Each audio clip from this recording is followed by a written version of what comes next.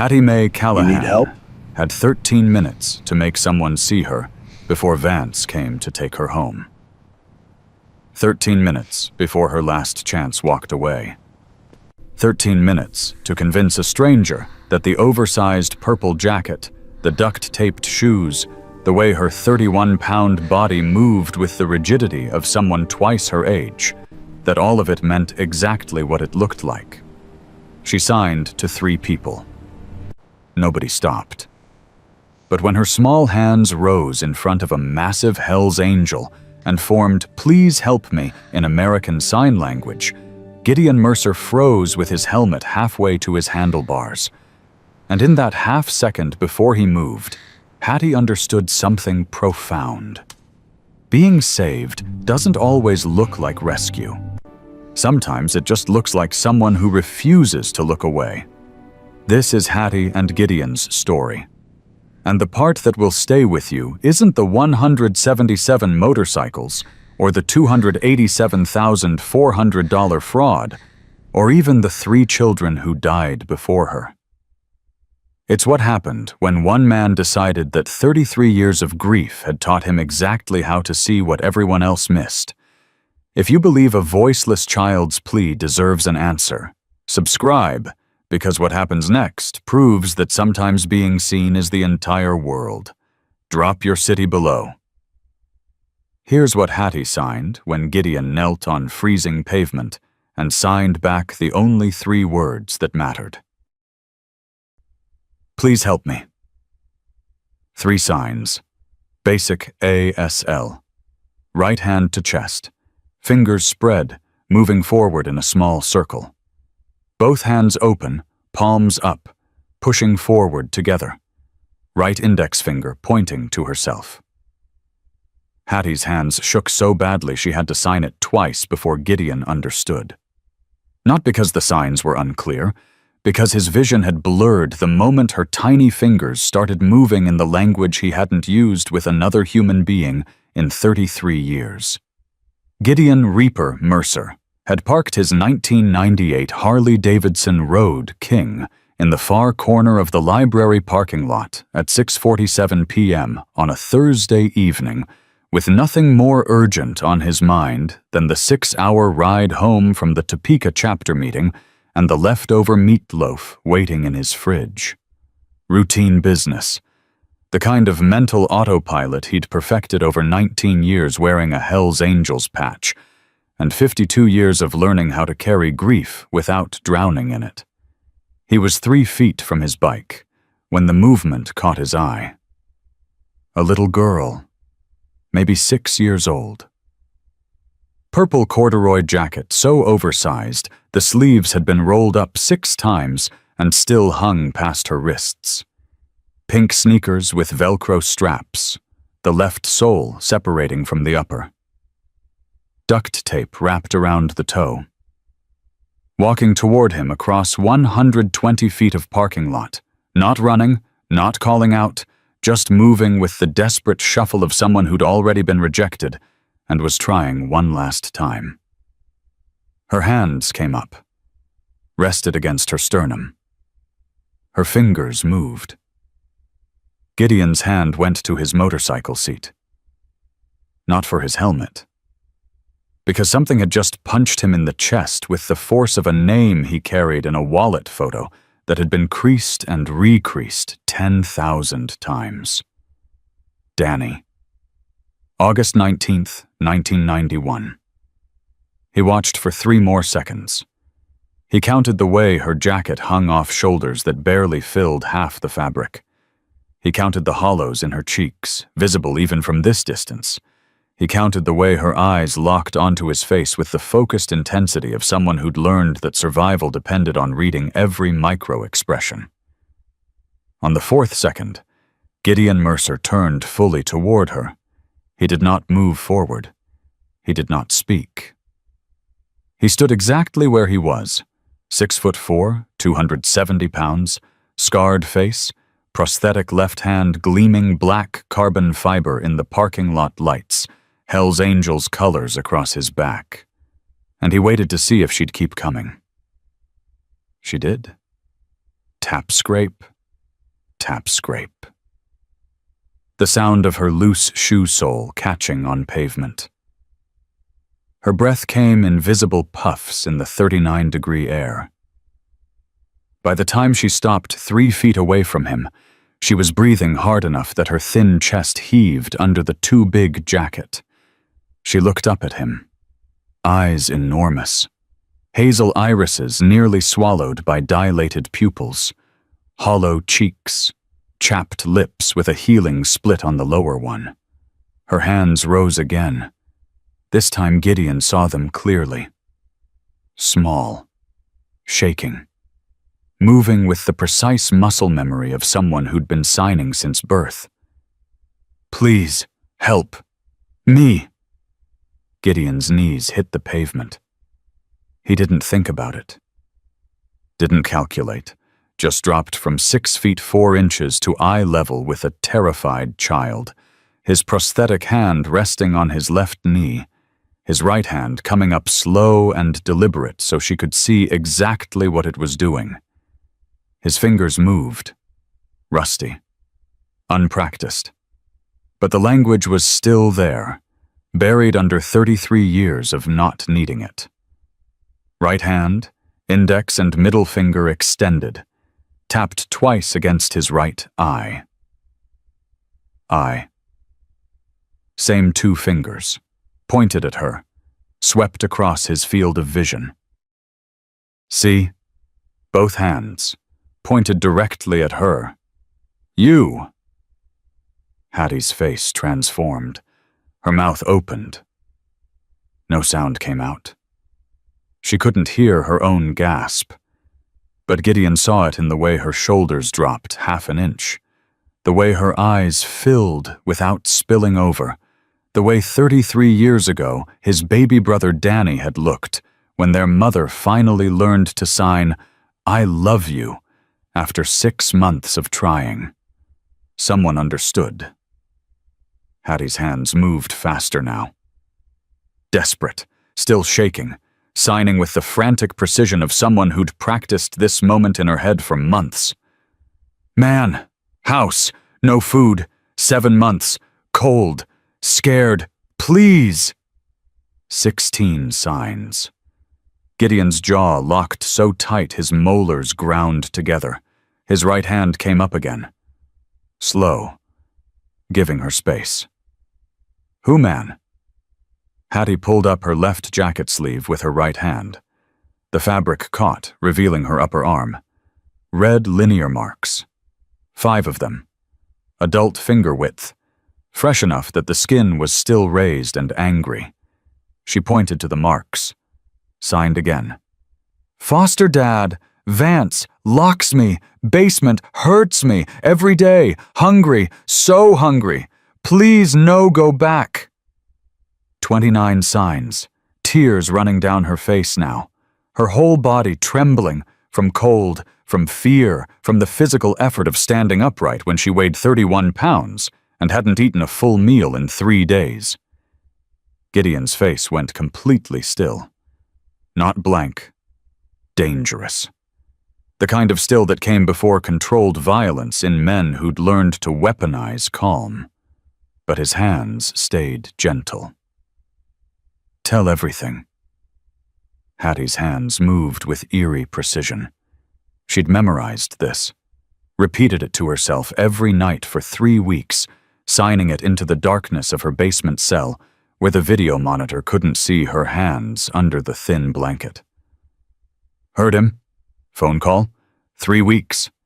Said, down 31 pounds threshold. Said, 8-11 weeks maximum. Said number, 287,400.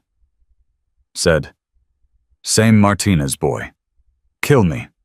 Like killed Carlos. Please. No want die. 71 signs. She signed the dollar amount 3 times to make sure he understood. 287,400, 287,400. 287,400. Her fingers forming the numbers with mechanical repetition. Then she reached into her right jacket pocket, pulled out a laminated 3x5 photo. Edges worn from constant handling.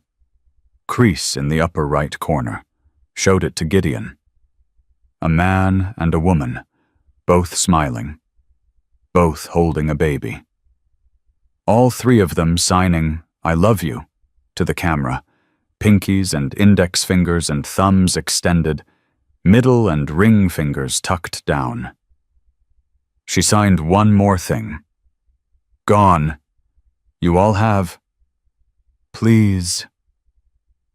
Gideon didn't move for 5 seconds, just knelt there on freezing pavement, breathing hard through his nose, staring at this 31-pound child who'd just told him in perfect ASL that a foster care coordinator was planning to murder her for a settlement payout.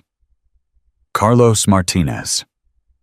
The name detonated in Gideon's memory because he'd been quietly building a file on Clearwater County's foster care system for 8 months, methodically, carefully, the way a man who'd spent 20 years as a VA liaison learned to track patterns when vulnerable people kept falling through cracks that shouldn't exist. Carlos Martinez's name was in that file. A 7-year-old non-verbal autistic boy who'd died in Vance Gaskell's care in November 2023. Cause of death: aspiration pneumonia, secondary to failure to thrive. Case closed in 4 days. No investigation. Vance Gaskell had personally signed off on the report because Vance Gaskell was the county foster care coordinator, and every complaint about Vance Gaskell got routed to Vance Gaskell for review. The system had protected him because the system was him. Gideon's right hand came up. His fingers moved. "No one. Touch you. Again." Index finger pointing outward. Both fists crossing at the wrists, pointing at Hattie. Hand waving backward. "Never again." Then he switched to speech, not because she could hear him, but because he needed to say it out loud to make it real. "You're safe now, Hattie. I promise you. He will never hurt you again." He signed it again. "Safe. Now, promise." Gideon extended his right hand, palm up, open, offering. Hattie stared at it for 3 seconds, assessing threat level with the hypervigilance of someone who'd learned that hands could hurt as easily as help. Then she placed her tiny hand, cold, shaking, impossibly small, into his massive scarred palm. Gideon's fingers closed gently around hers. He could feel her pulse hammering against his thumb. 140 beats per minute. Terror pulse. With his prosthetic left hand, awkward, mechanical, but functional enough, he shrugged off his leather jacket. Hellsangels colors. Kansas chapter patch. 11 years of club history. He wrapped it around her shoulders. It swallowed her completely, fell past her knees. Sleeves hung a foot past her hands, still warm from his body heat. Gideon signed one more time. Not alone anymore. Hattie collapsed forward. Gideon caught her. 31 pounds felt like nothing. Felt like Danny at age 7 before the meningitis. Felt like every child he'd failed to save compressed into one freezing body that fit against his chest like a broken bird. He held her. Didn't let go. His phone was in his right hand within 4 seconds. Left thumb, prosthetic, precise, unlocking the screen. Scrolling to favorites. Hitting the first name. Marcus Rook Devane, Kansas chapter president. The man Gideon had served with in Fallujah. The man who'd recruited him to the club in 2014. The man who'd led 3 missing child searches that police had abandoned and found 2 alive. The call connected on the first ring. Rook. Gideon's voice came out flat, controlled. But Rook had known him for 19 years and heard the earthquake underneath. Talk. Library parking lot, Clearwater Falls, child in immediate danger, foster care fraud, starvation, previous victim deceased. I need everyone. 3 seconds of silence, not hesitation, processing. How many bodies? Everyone, Rook. 4 chapters if you can get them. This goes federal. They'll be there in 90 minutes. The line went dead. Gideon looked down at Hattie, still pressed against his chest, her hands clutching his t-shirt with the desperate grip of someone who'd learned that safety could disappear in seconds. He signed into her line of sight. Friends coming. Many. Motorcycles. Loud. But safe. All safe. Protect you. Hattie's eyes went wide. She signed back. How many? Gideon's mouth curved into something that wasn't quite a smile. More like a promise carved into granite. His fingers moved. Enough. 6 minutes later, librarian Dorothy Henshaw walked out the main doors of Clearwater County Public Library, keys jangling, ready to lock up for the night. She descended the 12 limestone steps, humming something tuneless, focused on the closing checklist running through her head. She made it 4 steps before she saw them. The massive biker, the tiny child wrapped in his jacket, kneeling together in the parking lot like a tableau from a photograph. Dorothy's hand went to her mouth, because she recognized that child. Had seen her every afternoon for 3 weeks, hiding in the children's section, trying to stay until closing. Had called Vance Gaskell, the foster care coordinator, good man, church board member, did such important work with difficult children, to come get his challenging foster daughter. Had watched Vance thank her for calling. Had watched him take Hattie by the wrist and lead her to his truck. Had felt uneasy, but told herself it wasn't her place to interfere. Now she was looking at that same child, wrapped in a Hell's Angels jacket, signing desperately to a stranger who was signing back. Dorothy Henshaw had made a choice 3 weeks ago. The safe choice. The mind-your-own-business choice. She was looking at the cost of that choice. Gideon's head turned. His eyes locked on Dorothy. He didn't stand. Didn't release Hattie. Just looked at the librarian with the flat assessment of a man who'd spent 22 years reading IEDs and could recognize guilt at 50 paces. You knew, Gideon said. Not a question. Dorothy's keys slipped from her hand, clattered on the steps. I called him 3 weeks ago. She was here every day, I thought. He said she had behavioral issues. You didn't ask why a 6-year-old was desperate to stay in a library until closing in October, Gideon finished. His voice hadn't risen, hadn't sharpened, just stated fact.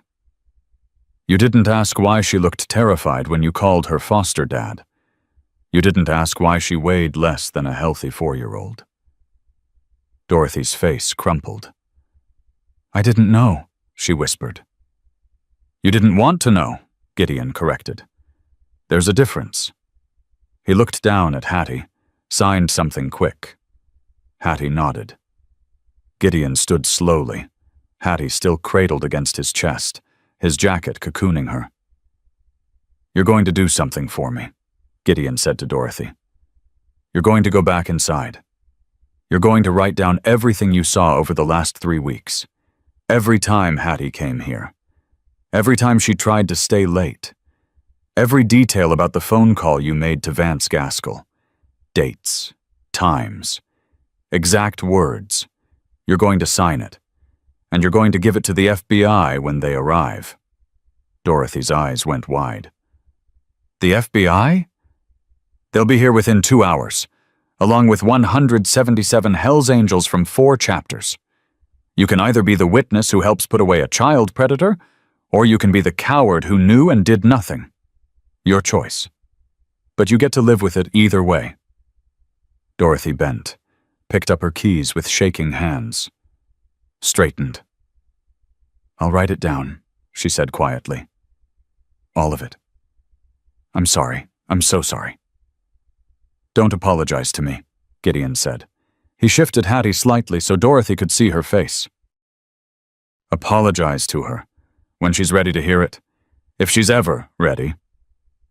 Dorothy looked at Hattie. Hattie looked back with those enormous hazel eyes, hollow cheeks, chapped lips. The librarian's face did something complicated. Shame and recognition and delayed understanding all crashing together. "I'm sorry," Dorothy whispered. I should have done more." Hattie didn't respond, just pressed her face back into Gideon's shoulder. Dorothy turned, walked back up the library steps, went inside to write down her confession. Gideon carried Hattie to his motorcycle, set her down carefully on the seat. She weighed so little the suspension barely registered her. He pulled his phone out again. "Need to make calls," he signed. "You stay. Watch." He gestured to his bike, to himself, back to her. The meaning clear. "I'm right here, not leaving." Hattie nodded, pulled his jacket tighter around herself. Gideon made the second call. "Stitch, it's Reaper. I need you in Clearwater Falls, now. Medical eval on a child. Severe malnutrition. Possible hypothermia. Visible injuries. She's conscious and alert, but I need documentation before we move her." "On my way. 20 minutes. Jeremy Stitch Morrison, age 49. Former Army combat medic. 12 years in theater. 8 years as a civilian paramedic before retiring on medical disability. Currently worked part-time at the VA clinic and rode with Kansas chapter. The man who'd kept 3 brothers alive during a mortar attack in Kandahar when the medevac was 40 minutes out. If Stitch said someone needed a hospital, they needed a hospital. If he said they could wait, they could wait. Gideon trusted him with his life. More importantly, he trusted him with Hattie's. Third call. Hammer, Reaper. Foster care coordinator named Vance Lee Gaskell. Clearwater Falls. I need everything. Bank records, employment history, previous foster placements, complaints filed, cases closed. Specifically looking for a deceased child named Carlos Martinez, died November 2023 in Gaskell's care. Give me 90 minutes. Marcus Hammer Chen, age 44. Ex-detective, Kansas City PD. 16 years on the force before resigning in 2019 when a corruption investigation broke his faith in the system he'd sworn to serve. Now he investigated for the people the system failed. He had access to databases that technically required a badge. He also had friends who owed him favors and a moral code that said vulnerable children mattered more than jurisdictional boundaries. If there was evidence, Hammer would find it. Fourth call. Preacher, I need you. Child victim. 6 years old. Profoundly deaf. Just told me her foster dad is planning to kill her for a settlement payout. She's terrified. She needs someone who speaks her language. A SL fluent? Native. Parents were deaf. She's been isolated for 7 months. I'll be there in 40. I'm bringing comfort items. David Preacher Oates, age 56. Former high school counselor and youth minister, 20 years working with deaf and hard-of-hearing students before budget cuts, eliminated his position in 2011. Joined the club that same year. Fluent in ASL. Had worked with 3 deaf victims in the past 8 years. Knew how to make a traumatized child feel safe without saying a word. If anyone could help Hattie process what was about to happen, it was Preacher. Fifth call. Ghost. Start recording. Everything. Every bike that shows up. Every conversation. Every piece of evidence. This is going viral, and I want the narrative locked down before the media spins it. Already on it. I've got the live stream queued. Title? 177 Hell's Angels respond to deaf child's silent plea. Watch what happens when foster care coordinator realizes he's been caught. Perfect. I'll run it through the chapter social accounts. We'll hit 1 million views in 72 hours. Ethan Ghost Reynolds, age 29, youngest patched member. Computer science degree from KU. Built the chapter website, managed social media, documented everything with the obsessive precision of someone who understood that public perception was a weapon. When Ghost said something would go viral, it went viral. Sixth call, the one that mattered most. Gideon scrolled to a number he'd called exactly 4 times in 8 years. FBI Victim Services, Special Agent Sarah Landry, the woman who'd helped him build the Carlos Martinez file, who'd told him quietly that she'd been watching Clearwater County's foster system for 2 years and couldn't get enough evidence to move forward. Agent Landry. It's Gideon Mercer. I've got your evidence. Victim in hand. Living witness. Overheard confession. Financial motive documented. Previous deceased victim named. And about 90 minutes before 177 motorcycles descend on a town of 4,200. Silence for 3 seconds. Gideon, tell me you didn't. I didn't touch him. Haven't even seen him yet. But a 6-year-old deaf girl just told me in American Sign Language that foster care coordinator Vance Gaskell is planning to kill her the same way he killed Carlos Martinez. She's got the grip marks to prove current abuse. She's got the body weight to prove starvation. And she's got a $287,400 settlement he's been stealing while she wastes away in his basement. Where are you? Clearwater County Public Library parking lot. Child is with me. She's safe, she's scared, and she's not going back into that system until I have a federal guarantee that Vance Gaskell is in custody, and she's placed with someone who actually gives a damn. Gideon, I know the rules, Sarah. I know procedure. I know I'm not law enforcement. But you've been building this case for 2 years and couldn't crack it. I cracked it in 8 minutes because a terrified child chose to trust the scariest-looking person in a parking lot instead of the respectable foster coordinator in khakis. Another pause. Stay where you are. I'm mobilizing a team. ETA 95 minutes. Do not engage with Gaskell. Do not. I'll let your chapter.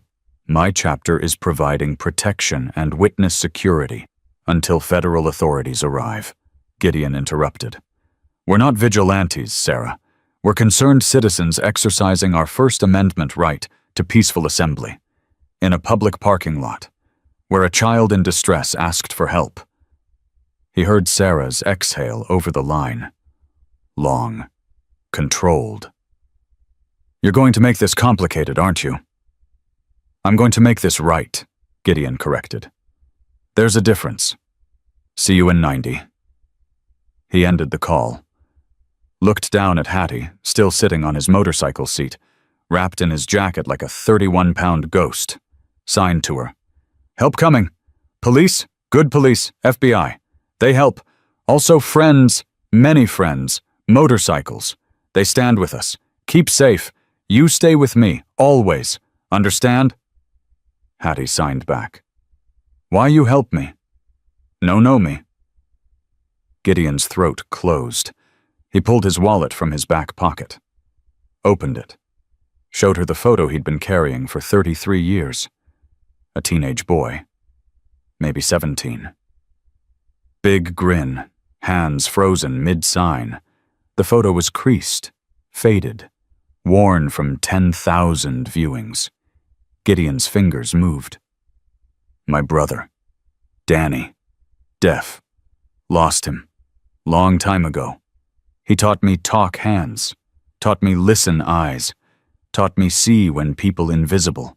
You not invisible. I see you. He see you. He pointed to the photo, to himself, to Hattie. He want me help. So I help. That his gift. That my promise. That why you safe now. Hattie stared at the photo for a long time. Then she looked up at Gideon. Signed one word. Thank you. Gideon nodded. Put the wallet away.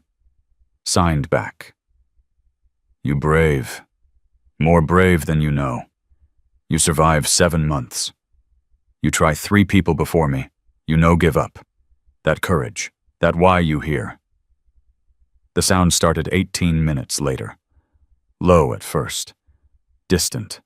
Like thunder rolling in from the western plains. Then it grew. The rumble of motorcycles. Not 3 or 5 or 10. Dozens. The sound built until it shook the library windows, until car alarms started screaming in the parking lot across the street. Until every resident within 6 blocks came out onto their porches to see what was happening. At 7:24 p.m., the first wave of motorcycles rolled into view. 15 Harleys in tight formation, headlights blazing, leather jackets gleaming. Hell's Angels Kansas chapter. They parked in disciplined rows in the library overflow lot. Engines cutting off in near unison. The silence after all that noise feeling heavy and expectant. Rook climbed off his bike first. 6'1", 240 pounds. Iron gray beard. Eyes that had seen 3 wars and 28 years in the club. He walked across the parking lot to where Gideon stood with Hattie. Looked at the child wrapped in Gideon's jacket. Looked at Gideon. Situation. Foster care coordinator. Vance Lee Gaskell. Systematic starvation. Financial fraud. $287,400 settlement. Previous victim deceased under his care. This is Hattie, 6 years old. Deaf, 31 pounds. She heard him planning her murder 3 weeks ago. Rook's jaw tightened. He looked at Hattie. Signed slowly. His ASL was basic, learned from Gideon over years of riding together. You safe now. We protect. Hattie's eyes went wide. Another person who could talk with hands. She signed back. Thank you. Rook nodded, turned to the assembled brothers. Listen up. We've got a 6-year-old victim of systematic child abuse. Foster care coordinator has been stealing her settlement money while starving her to death. Previous child died in his care. FBI is en route. Our job is protection and witness security until federal authorities arrive. He paused. This is not a revenge mission. This is not about intimidation. This is about standing between a vulnerable child and the system that failed her. We provide presence. We provide documentation. We provide proof that when the system looks away, we do not. Clear? 23 voices. Clear. Good. Ghost, start recording. Hammer, I need that evidence packet. Stitch, medical evil now. Preacher, your primary support for the victim. Everyone else, perimeter security. Nobody gets near this child without going through us first. The second wave arrived at 7:41 p.m. Missouri chapter, 53 bikes. The third wave at 8:02 p.m., Oklahoma chapter, 41 bikes. The fourth wave at 8:19 p.m., Nebraska chapter, 36 bikes, 177 Hell's Angels. They lined Main Street in formation, a wall of leather and chrome and controlled purpose. Every resident of Clearwater Falls came outside, some frightened, some curious, all watching. Vance Lee Gaskell heard them coming from his house 3.4 miles outside town limits. He checked his watch. 7:02 p.m. Hattie would be waiting outside the locked library, shivering, learning the consequences of attempting to run. He climbed into his 2024 Ford F-150 King Ranch. Started the engine. Drove toward town. By the time he turned onto Main Street at 7:47 p.m., 177 motorcycles were already there, waiting. Vance Lee Gaskell slowed his truck to 15 miles per hour as he approached the library. His brain was still processing what his eyes were seeing. Motorcycles. Dozens of them. Hundreds of them. Lined up on both sides of Main Street like a military convoy. Hell's Angels patches visible under every streetlight. He told himself it was a coincidence, a club gathering. Nothing to do with him. He told himself this right up until he saw Gideon Mercer standing in the library parking lot with Hattie wrapped in a Hell's Angels jacket and 47 bikers forming a semicircle behind them. Vance's foot found the brake. For 3 seconds, he considered reversing, driving away, disappearing into the Kansas night and never coming back. But that would mean abandoning $263,450 in remaining settlement funds.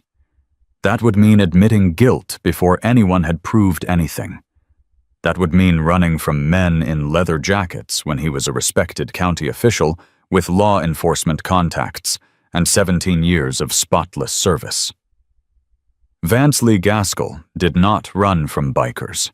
He parked his truck, got out, walked toward the library with the confident stride of a man who'd talked his way out of 11 CPS complaints and 2 police welfare checks. He made it 6 steps before Gideon moved. Not aggressive, not threatening, just present. A 6'4", 270-pound wall of leather and scar tissue and prosthetic hand stepping directly into Vance's path. "Evening," Gideon said. His voice was conversational, almost friendly. "You must be Vance." Vance's smile went up, practiced, professional. The smile that had worked on social workers and church councils and judges who rubber-stamped his foster placements. "I'm sorry," Vance said, his tone carrying the patient confusion of someone confronted by a stranger. "Do I know you?" "No," Gideon said. "But I know you. Vance Lee Gaskell, age 47, licensed foster care coordinator for Clearwater County, PTA treasurer, church benevolence fund manager, county fair committee chair, crisis hotline volunteer." He paused. "Also, systematic child abuser, financial fraudster, and the man who murdered 7-year-old Carlos Javier Martinez by starvation in November 2023. Vance's smile went rigid at the edges. "I don't know what someone has told you," Vance said carefully, "but you're making serious accusations against a county official. I suggest you look behind me," Gideon interrupted. Vance looked. 47 Hell's Angels, standing motionless, arms crossed, watching, silent. That silence was louder than shouting would have been. Vance's smile disappeared. His hand moved toward his phone. "I'm calling the police," he said. "This is harassment. This is—" "Go ahead," Gideon said. "Sheriff Michaels should be here in about 8 minutes. FBI's running 90 minutes behind.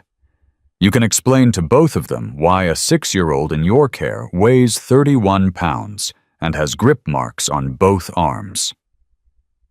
Vance's hand froze halfway to his pocket. "Where is she?" Vance said flatly. Not a question. "Safe," Gideon replied, "which is more than she's been for 7 months. That child is my legal ward. You're interfering with— With what?" Gideon's voice hadn't risen. It had gotten quieter. The dangerous kind of quiet. "With you taking her back to the basement you've been locking her in? With you continuing the starvation protocol you've been documenting in your spiral notebook? With you collecting the $287,400 settlement you've been stealing while she wastes away?" Vance's face went carefully blank. But Gideon had spent 22 years reading insurgents' micro-expressions before they triggered IEDs.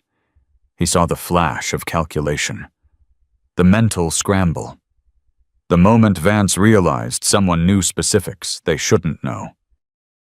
"You're going to want to hear this next part very carefully," Gideon said. "In approximately 7 minutes, Sheriff Michaels will arrive. In approximately 87 minutes, FBI Special Agent Sarah Landry will arrive with a full investigative team. Between now and then, you have exactly one opportunity to cooperate voluntarily. After the FBI gets here, that opportunity expires." "Cooperate with what?" Vance's voice had lost its warmth. "I haven't done anything wrong. That child has special needs.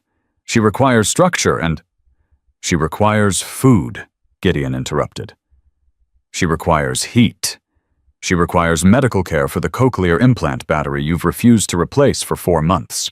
She requires not being locked in a basement with a bucket for a toilet and a video monitor watching her 24/7. Vance opened his mouth, closed it.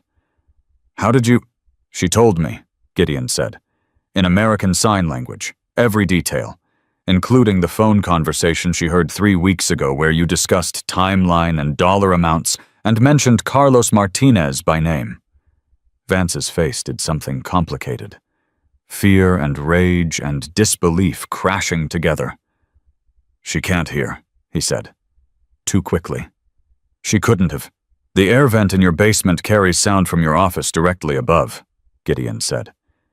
"She can't hear it, but she could see you through the gap in the floorboards. She could see your mouth moving. She can lip read enough to understand numbers. And she memorized every word to tell someone when she finally got the chance." Gideon took one step forward.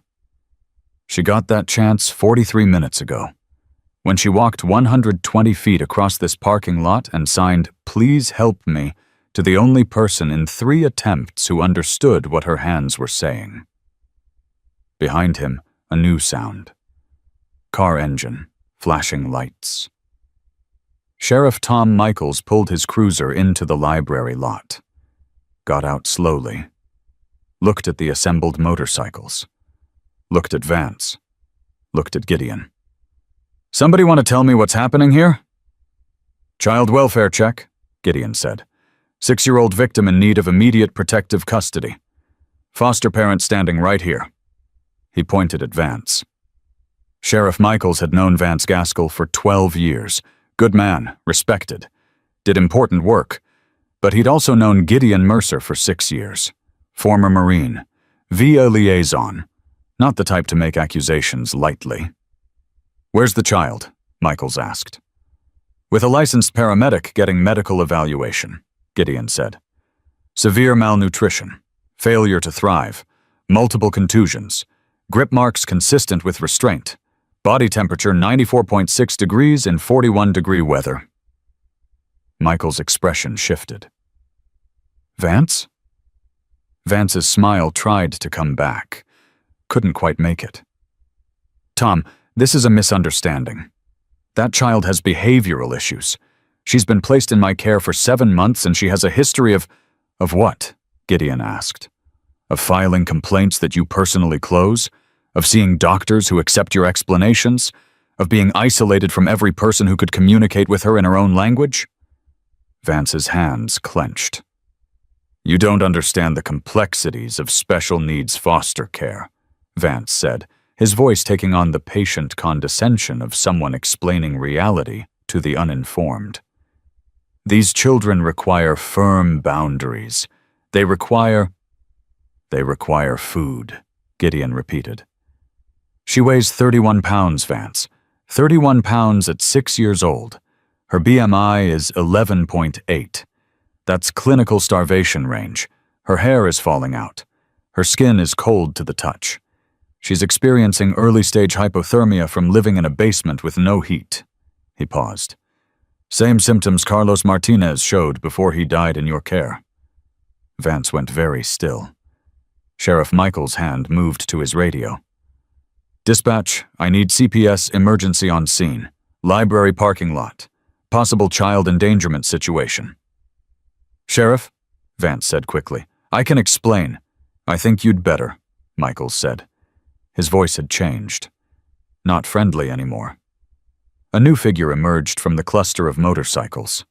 Jeremy Stitch Morrison, paramedic kit in hand, walking with the measured calm of someone who'd triaged combat casualties under fire. He stopped next to Gideon. "Medical eval complete," Stitch said, addressing Sheriff Michaels directly. "Female child, approximately 6 years old. Weight, 31 pounds. Height, 3 feet 4 inches. BMI, 11.8, indicating severe malnutrition. Core body temp, 94.6 degrees Fahrenheit. Blood pressure, 78/52, indicating hypotension. Heart rate, 104. Elevated. Multiple contusions in various stages of healing. Linear pressure marks on both upper arms consistent with adult hand grip, less than 48 hours old. Signs of chronic neglect. Hair thinning and brittle, skin pallor, sunken eyes, chapped lips with healing laceration." He pulled out his phone. Showed Sheriff Michaels the photos he'd taken with Hattie's signed consent. The grip marks, the bruises, the hollow cheeks, the way her collarbones protruded like architecture under skin. Michael's face went hard. "That child needs a hospital," Stitch continued. "I'm recommending immediate transport for refeeding protocol evaluation, hypothermia treatment, and full medical workup. Based on her current condition, I'd estimate she's been systematically undernourished for a minimum of 4 to 6 months." "That's not true," Vance said. His voice was rising now.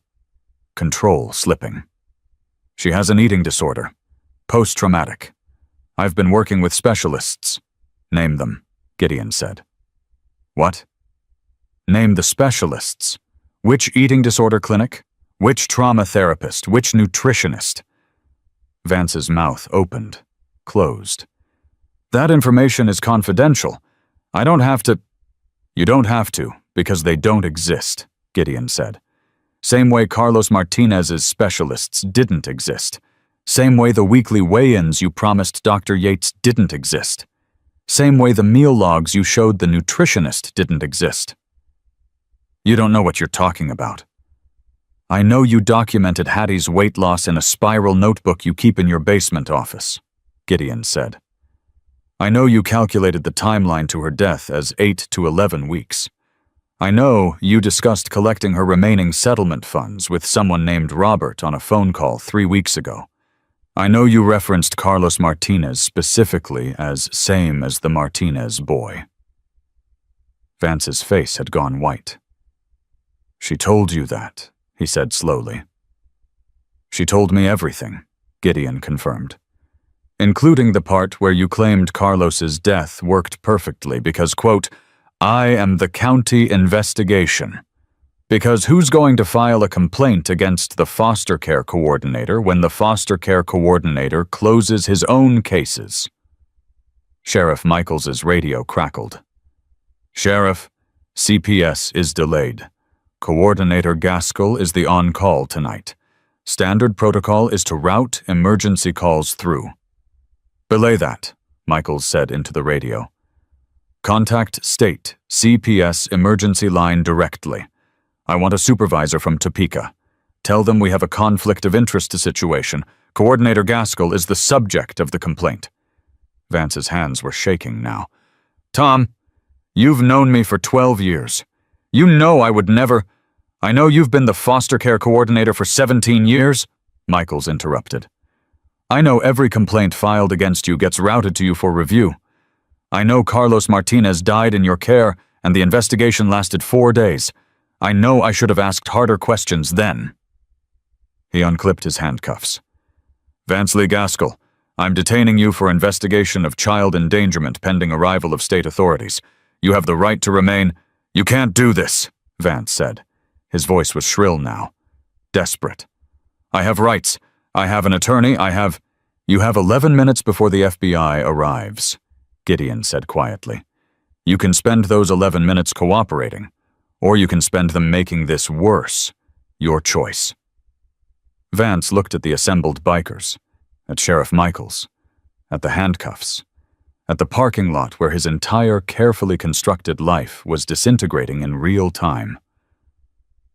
"I want my lawyer," he said finally. "That's your right," Michaels said. He stepped forward. "Turn around. Hands behind your back."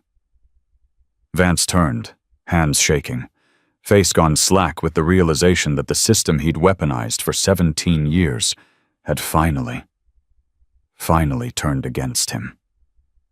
The handcuffs clicked shut. Sheriff Michaels led him to the cruiser, placed him in the back seat. Vance Gaskell sat there in khaki pants and a collared polo shirt, looking through the window at 177 hellsangels who'd descended on his town because a 31-pound child had trusted a stranger in a vest more than she'd trusted the respectable foster coordinator in church clothes. Looking at the end of everything. Gideon watched the cruiser door close. Felt nothing that resembled satisfaction. Just the hollow understanding that justice and healing were different things, and Hattie would need years of the second, regardless of how efficiently the first arrived. He turned back to the brothers. "Hammer," he called. "Tell me you've got something." Marcus Hammer Chen stepped forward, laptop open, expression grim. "I've got everything." The war room assembled in the library parking lot looked nothing like a war room. No table, no chairs. Just 15 bikers gathered around Hammer's laptop balanced on a motorcycle seat, phones out, pulling data in real time, while Ghost documented everything on camera. Hammer's fingers moved across the keyboard with the practiced efficiency of 16 years working cold cases. "Starting with financials," Hammer said.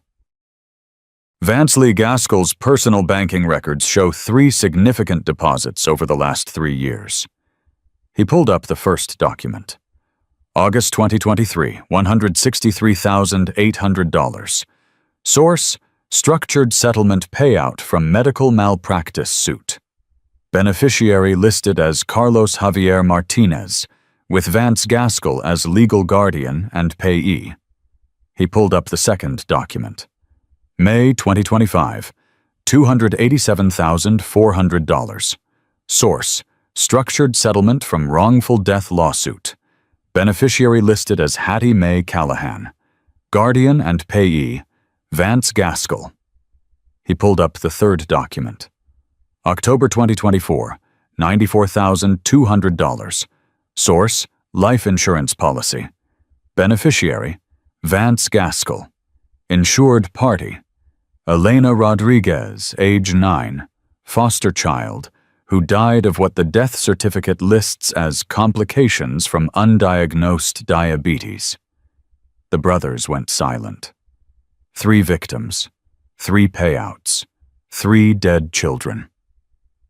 Total, Hammer said, his voice flat, $545,400. Deposited into Vance Gaskell's personal accounts over 3 years. Every deposit follows the same pattern. Child placed in his care, settlement or insurance in place. Child dies within 8 to 22 months. He pulled up a fourth document.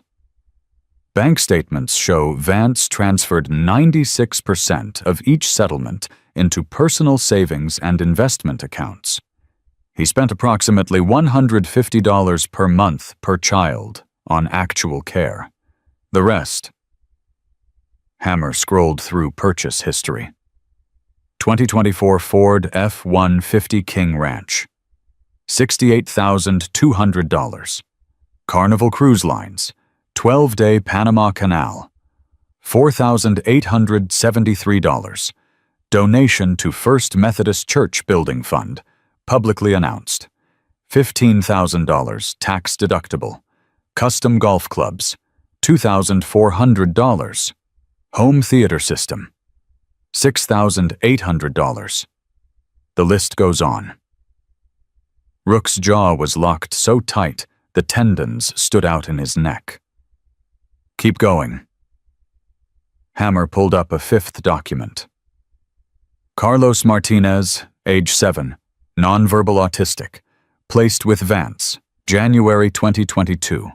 Settlement awarded March 2022, $163,800. Carlos weighed 38 pounds at placement. Death certificate from November 2023 lists weight as 29 pounds. He lost 9 pounds over 22 months in care. Cause of death: aspiration pneumonia secondary to failure to thrive. Who signed the death certificate? Gideon asked. Dr. Edmund Pemberton, Hammer said. County medical examiner. Also signed off on Elena Rodriguez's death certificate in 2024. He pulled up a sixth document. Email records recovered from Vance's work computer. Draft email from Vance to Dr. Pemberton, dated October 18th of this year. Subject line blank. Message reads, Dr. Pemberton, I'll need you to sign off on failure to thrive diagnosis by month end. Timing is critical for the application deadline. Usual fee applies. V. The email had never been sent, just saved in drafts. Gideon's prosthetic hand clenched into a fist. Usual fee, he repeated, meaning this wasn't the first time. Bank records show 5 payments from Vance to Dr. Pemberton over 3 years, Hammer confirmed. Each for $5,000, each within 2 weeks of a child's death or a critical medical report. He was paying the medical examiner to falsify causes of death, Rook said. Not a question. A statement. Hammer nodded. And because Vance is the foster care coordinator, every report filed on him gets routed to him for investigation. He's been closing his own cases for 17 years. Gideon looked at the laptop screen, at the dollar amounts, at the names of 3 dead children. How many complaints were filed? He asked. Hammer's expression went darker. 17 complaints over 5 years, covering 4 different foster children, including Carlos and Hattie. Every single complaint was logged into the CPS system. Every single complaint was assigned to Vance Gaskell for coordination and investigation. Every single complaint was closed within 7 days with notations like unfounded, behavioral issues, or caregiver doing exemplary work under difficult circumstances. Who filed the complaints? Rook asked. Hammer scrolled through the list. Teachers, school bus drivers, pediatricians, neighbors, a librarian. Dorothy Henshaw, Gideon said. Correct. She called CPS hotline 6 months ago reporting concerns about a female child, age 6, showing signs of neglect. Complaint was routed to Vance. He closed it in 3 days. Notation. Home visit conducted. Child appropriately cared for. Reporter may be confusing special needs behaviors with neglect. Gideon thought about Dorothy Henshaw writing her confession upstairs in the library. Thought about how many people had tried to help and been systematically shut down by the one person designed to protect children. There's more, Hammer said quietly. He pulled up a spreadsheet. I cross-referenced Vance's foster placements against state records for the past 10 years. He's had 47 children placed in his care. Of those, 3 are deceased. 14 were returned to biological families or aged out. 30 are currently in the system with no clear records of where they were transferred after leaving his care. 30 missing placements, Rook said. Could be transferred to other families. Could be documentation errors. Or there are more victims we haven't found yet, Gideon finished. The weight of that possibility settled over the parking lot like a physical presence. Hammer closed the laptop. This isn't one man abusing his position, he said. This is systematic predation, enabled by a system that let him investigate himself.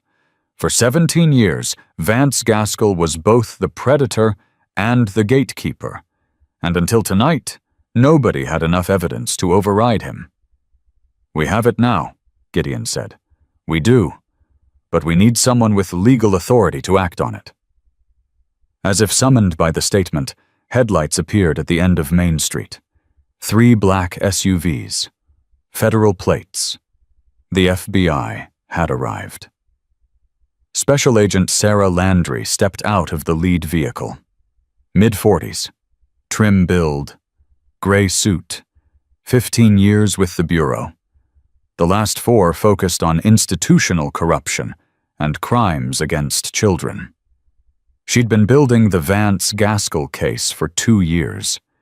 She'd been missing the one thing grand juries required: a living victim willing and able to testify.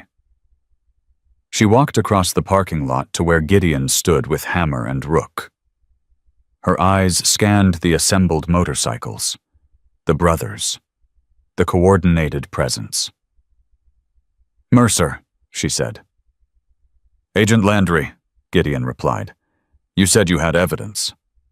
"Everything," Hammer said. He held out the laptop. Bank records showing 3 settlement payouts totaling $545,400. Purchase history showing frivolous spending while children starved. Email drafts proving conspiracy with Dr. Pemberton. 17 CPS complaints, all closed by the subject of the complaints. Medical records for 3 deceased children showing failure to thrive under his care. And 1 living witness who can testify to systematic abuse and overheard confession. Sarah's expression didn't change, but Gideon had worked with her long enough to see the shift in her eyes. This was what she'd been waiting for. She took the laptop, scrolled through files. Her jaw tightened with each new document. "Where's the victim?" she asked. "With our counselor," Gideon said. "David Oates, former youth minister. ASL fluent. She's been through initial medical eval. Stitch can provide detailed report. She's stable but needs hospital transport for refeeding protocol. I'll need to interview her." "You'll need to do it with preacher present," Gideon said. "And you'll need to do it gently. She's 6 years old. She's deaf. She's been isolated and terrorized for 7 months. She just spent the last hour learning that adults might actually help her instead of hurt her. Don't break that trust." Sarah looked at him for a long moment. "You know I have to follow protocol." "I know. And protocol says victim advocates present during interviews. Preacher is her advocate. He speaks her language. Literally." Sarah nodded slowly. "Where's Gaskell?" "Sheriff's custody. Detained on child endangerment pending your arrival." "Good." She gestured to her team. "Rodriguez, secure the suspect for federal transfer. Chen, coordinate with local ME on exhumation orders for Martinez and Rodriguez. Talbot, I want full forensic accounting on Gaskell's financials going back 10 years. She turned back to Gideon. "How long has your office known about Gaskell?" Gideon asked quietly. Sarah's expression went carefully neutral. "We've had him on our radar for 26 months. 26 months, Gideon repeated. "You had him for over 2 years. You built your case legally, carefully, by the book.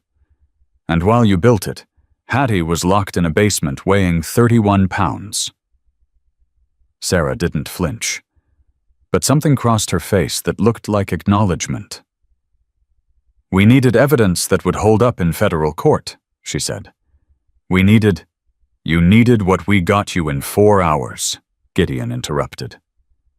His voice was quiet, controlled, but the edge was there.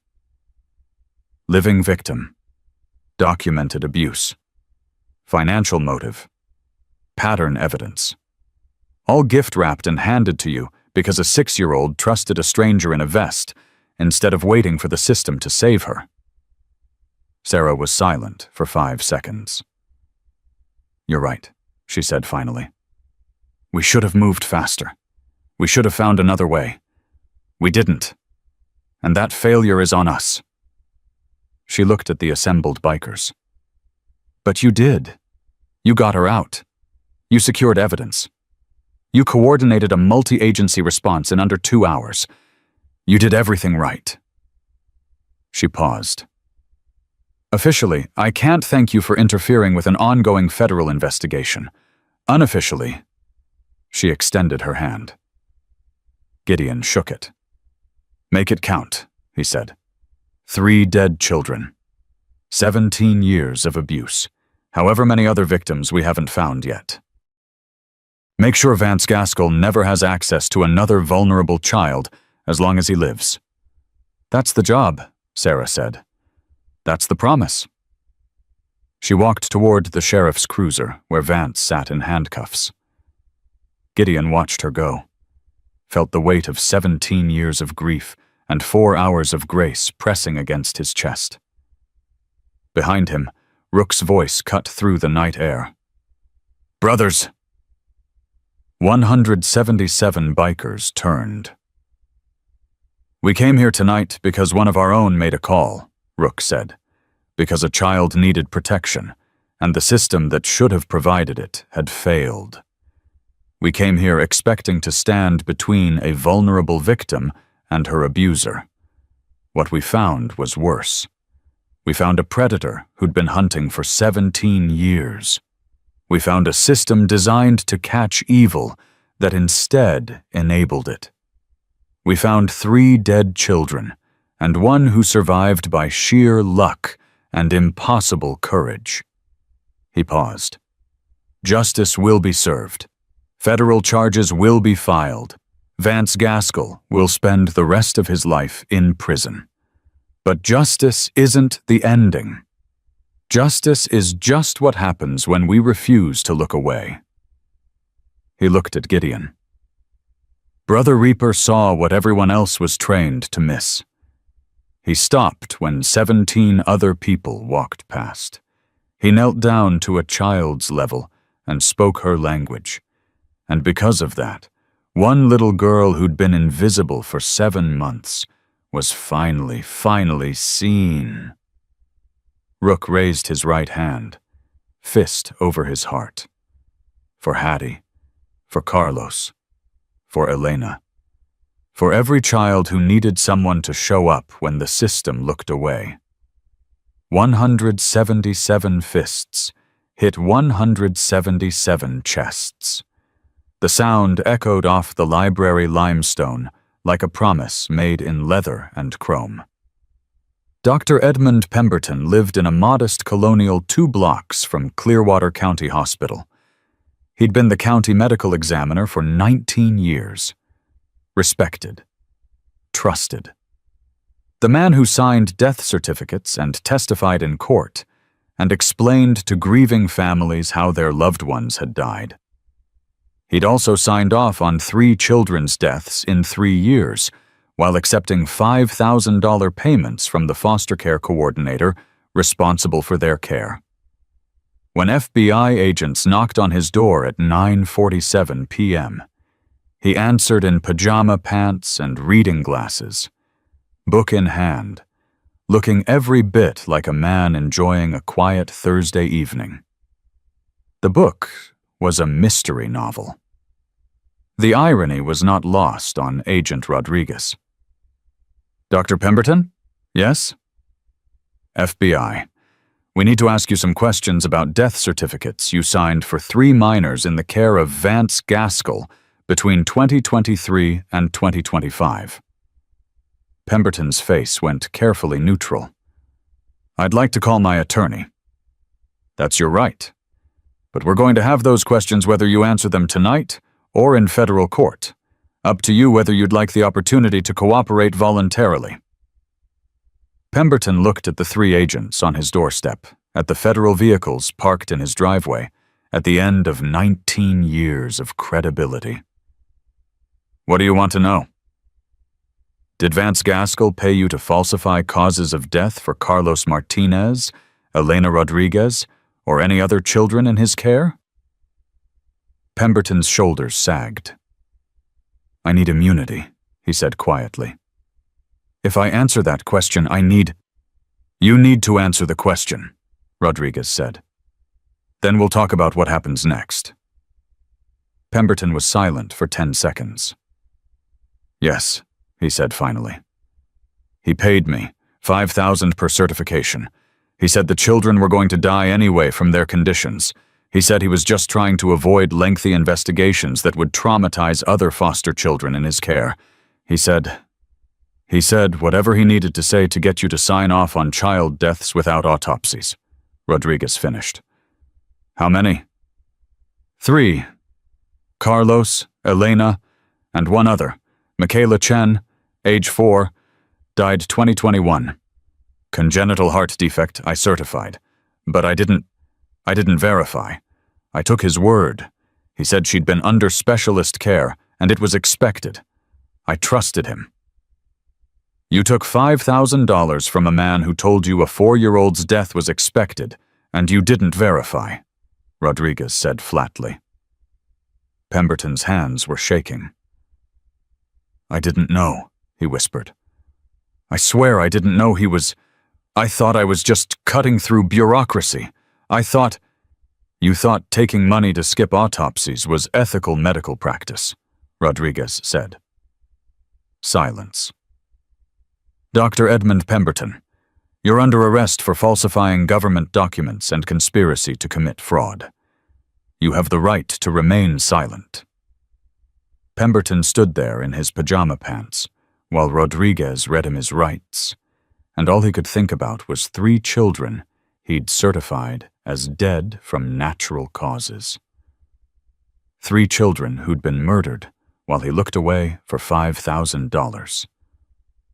When they led him to the vehicle, he was crying, not for himself, not for the realization that he'd been exactly what Vance Gaskell needed him to be, a professional who valued convenience over curiosity, money over morality, reputation over truth. He'd been the gatekeeper who opened the gate and then looked away while children died on the other side. The scope reveal came at 11:53 p.m. in the FBI's mobile command unit parked behind the library. Sarah Landry stood in front of a whiteboard covered in names and dates and dollar amounts. Gideon, Rook, and Hammer sat in folding chairs. Witnesses, brothers, the men who'd cracked in 4 hours what the Bureau had been building for 26 months. Based on evidence collected tonight, Sarah said, we're filing federal charges against Vance Lee Gaskell on the following counts. She wrote as she spoke. 3 counts of felony murder. Carlos Javier Martinez, Elena Rodriguez, Michaela Chen. 17 counts of child endangerment, covering every documented complaint that was improperly closed. 9 counts of wire fraud, covering electronic transfer of settlement and insurance funds. 6 counts of grand theft, covering the systematic misappropriation of victim funds.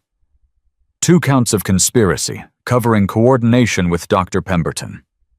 11 counts of obstruction of justice, covering the suppression of CPS investigations. She set down the marker. Total exposure, 48 federal counts. Sentencing range, if convicted on all counts, 85 years to life without parole. He won't serve 85 years, Gideon said. He's 47. He'll be dead long before that. Yes, Sarah said. He will. She pulled up a new document on the screen. Financial accounting is still ongoing, but preliminary analysis shows $545,400 in documented settlement and insurance payouts. Actual expenditure on childcare over the same period. Approximately $9,800 total across all 3 victims. The remaining $535,600 was spent on personal purchases, donations to establish credibility, and investments. How many other victims? Rook asked. We're not sure yet, Sarah admitted. We've identified 38 children who passed through his care over the past 10 years with incomplete transfer records. We're attempting to locate each one for wellness checks and interviews. But realistically, some of them are dead, and we'll never find the bodies, Gideon said. Sarah nodded. Some may have been legitimately transferred. Some may have aged out of the system. Some may have been returned to families. But yes, there's a non-zero chance we're going to find more victims. The room went quiet. How does this happen? Hammer asked. How does one man abuse the system for 17 years and nobody catches him? Because the system trusted him, Sarah said. Because he had credentials and community standing and a track record of closing cases efficiently. Because every time someone raised a concern, he was the person assigned to investigate it. Because he understood exactly how the machinery worked and where the gaps were and how to exploit both. She sat down. And because people like Dr. Pemberton chose money over morality. People like Dorothy Henshaw chose comfort over confrontation. People like 17 different CPS intake workers chose to believe the official story instead of asking harder questions. The system didn't fail, Gideon said quietly. The system worked exactly as designed. It just turned out the design had a flaw. It assumed the person running it was honest. Yes, Sarah said. She looked at the whiteboard, at the names of 3 dead children. But that ends tonight, because of you, because Hattie trusted you, because you moved faster than bureaucracy, because 177 Hell's Angels descended on a town of 4,200 and made it impossible for anyone to look away. She stood. Vance Gaskell's arraignment is Monday morning, federal courthouse in Topeka. We'd like Hattie to provide victim impact testimony when she's ready. We'd like statements from all of you. We'd like documentation of everything that happened tonight. You'll get it, Rook said. Everything. Time-stamped, photographed, recorded. Sarah nodded. Then we're done here. Get that little girl to a hospital. Get her somewhere safe. And thank you. She extended her hand again. This time Rook shook it. Justice was served tonight, Rook said. But justice isn't the ending. Making sure Hattie heals, that's the ending. Agreed, Sarah said. The meeting broke up. Brothers filed out into the parking lot where 177 motorcycles still lined Main Street like a promise in chrome. Gideon walked to where Preacher sat with Hattie on a bench outside the library. She was wrapped in Gideon's jacket, holding a stuffed elephant Preacher had pulled from his saddlebag, signing slowly with hands that had finally stopped shaking. Gideon knelt, signed to her. Bad man arrested. FBI here. You safe now. Go hospital. They help. I come with. Stay until safe. Promise. Hattie looked at him with those enormous hazel eyes. Signed back. What happened me? Gideon's throat closed. He signed carefully. Clearly. You stay with good people. People who give food. Give warm. Give safe. Never basement again. Never locked. Never hurt. You have choice now. About everything, understand? Hattie's eyes filled. She signed one word. Free? Gideon nodded. Free. Hattie pressed her face against his chest and cried for the first time in 7 months. Not quiet tears, not silent grief. Full-body sobs. The kind that shook her 31-pound frame.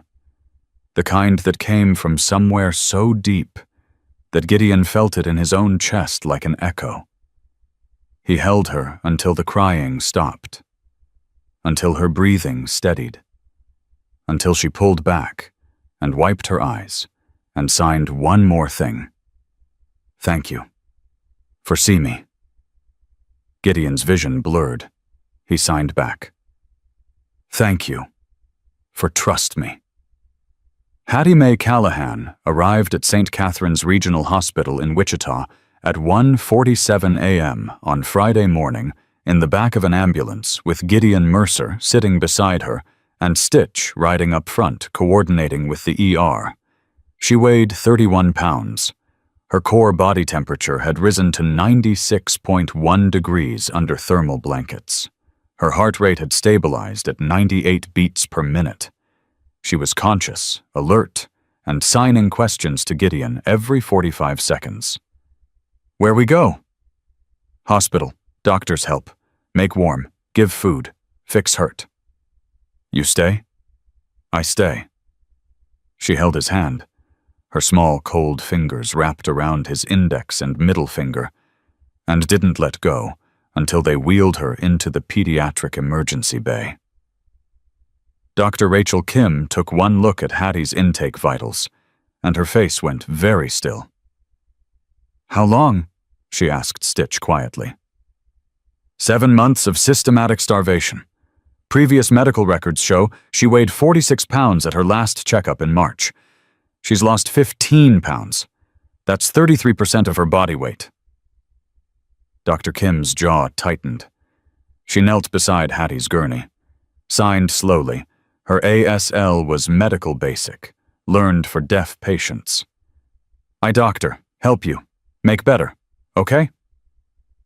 Hattie's eyes went wide. Another person who could talk with hands. She signed back. "Okay." The examination took 47 minutes. Blood pressure, 82/54, still low but improving. Temperature, 96.8 degrees, rising slowly under warming blankets.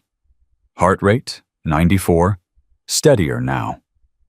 Blood work revealed severe protein energy malnutrition, iron deficiency anemia, vitamin D deficiency, and electrolyte imbalances consistent with prolonged starvation. Dr. Kim ordered immediate IV fluids, refeeding protocol under careful monitoring to avoid refeeding syndrome, vitamin supplementation, and admission to pediatric intensive care for minimum 72 hours of observation. She also ordered something not on any standard protocol: hot chocolate. "Not too much," she told the nurse. 4 ounces, warm, not hot. She needs to remember what safe food tastes like." When the nurse brought the cup, Hattie stared at it for a full 10 seconds before touching it. Gideon signed to her. "Safe, yours. No one take away. Drink slow." Hattie picked up the cup with both hands. They were shaking so badly the liquid sloshed against the sides. She took one sip, her eyes closed.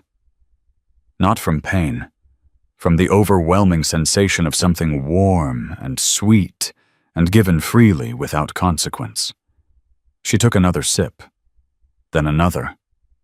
By the 4th sip, tears were running down her face again.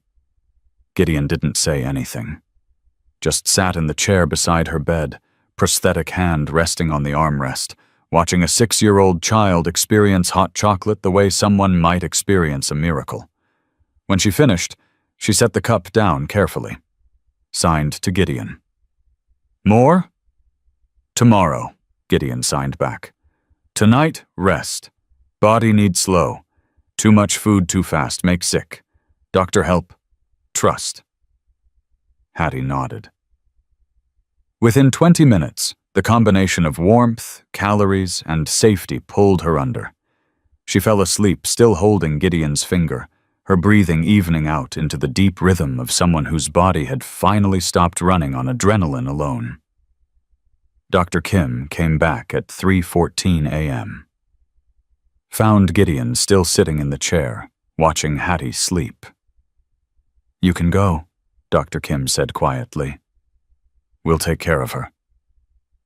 "I told her I'd stay until she was safe," Gideon said. "She's not safe until she wakes up tomorrow, and someone she trusts is still here."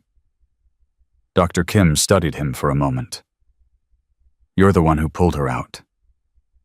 "I'm the one who happened to speak her language," Gideon corrected. "She pulled herself out. I just answered when she asked."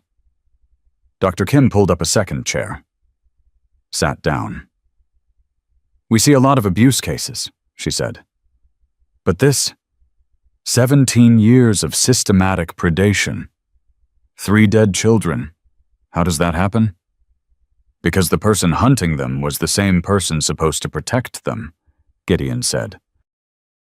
And because 17 people tried to help, and the system routed every complaint back to the predator. He looked at Hattie, sleeping peacefully for the first time in 7 months. She tried 3 times tonight before she got to me. Elderly man, young couple, PTA mothers. All of them walked past. One of them actively told her to wait inside for her daddy. That's how it happens. Not because people are evil, because they're trained to trust respectability over instinct. But you didn't walk past. I recognized the language, Gideon said. My brother Danny was deaf, died 33 years ago. I haven't signed with another person since. When I saw her hands moving, I just reacted, like muscle memory, like Danny was standing there telling me to pay attention. Dr. Kim was quiet for a long moment.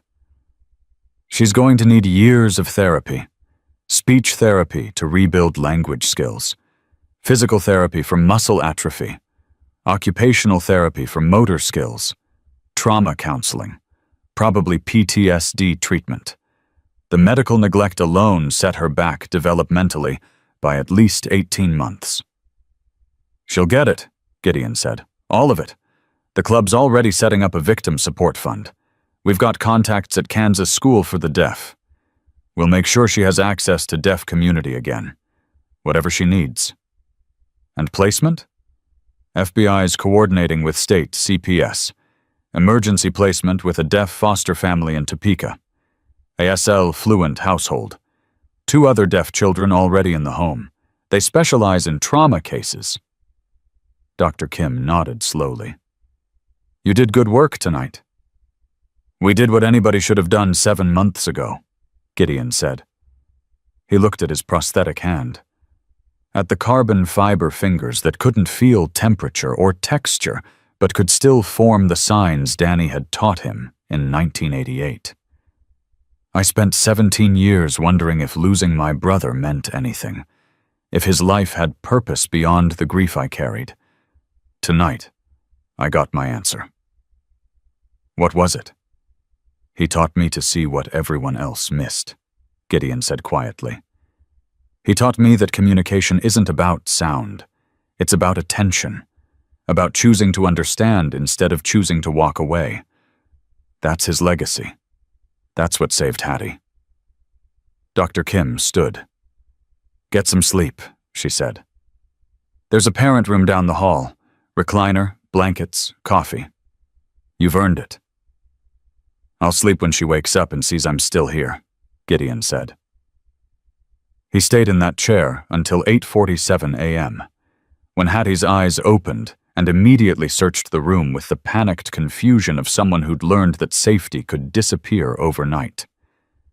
Then she saw Gideon. Still there. Still keeping the promise.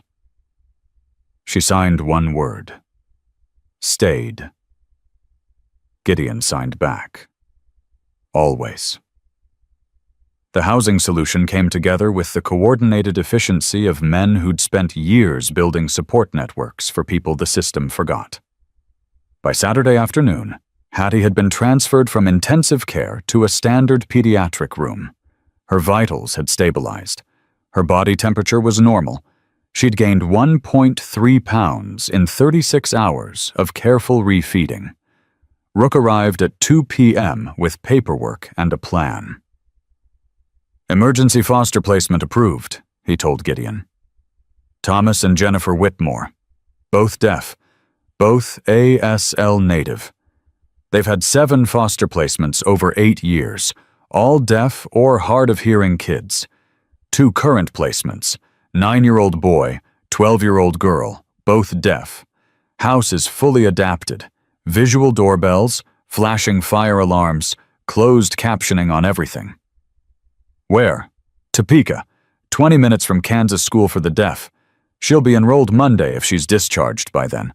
They've got a trauma counselor lined up who specializes in deaf children, pediatrician who's fluent in ASL, speech therapist, physical therapist, The whole network. Gideon looked through the paperwork. Background checks. Home study reports. References from 3 previous placements who'd aged out successfully.